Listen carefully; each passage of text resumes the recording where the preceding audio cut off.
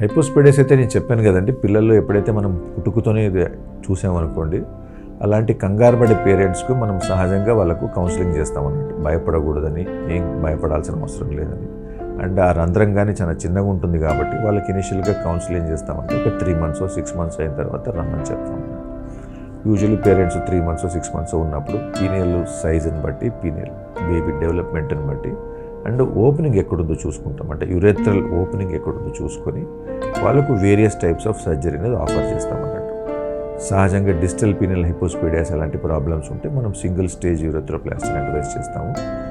Mid pineal హైపోస్పీడియాసిస్లో కానీ కొంతమందికి ఏదైనా కార్డి లేకుంటే వాళ్ళకి కానీ మనం సింగిల్ స్టేజ్ యూరెథ్రోప్లాస్టీ అనేది అడ్వైస్ చేస్తామండి.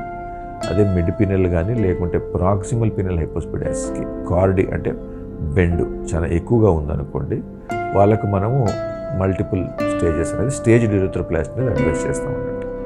ఏ పిల్లలైనా ఏదైనా కానీ సహజంగా ఏంటంటే మనం by 10th month of life usually first surgery అనేది అడ్వైస్ చేస్తూ by 3rd year of his life అంటే బై స్కూల్ గోయింగ్ ఏజ్కి ముందే మనం ఈ సర్జరీస్ అనేది కంప్లీట్ చేసేయాలి.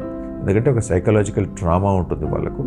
దాని నుంచి బయటపడాలంటే స్కూల్ గోయింగ్ ఏజ్ లోపల నుంచే మనం బాబుకు నార్మల్గా ఒక ఒంటెలు పోసే రంధ్రం ఇస్తే వాళ్ళకు కొంచెం సైకలాజికల్గా చాలా బెనిఫిట్ అవుతారు.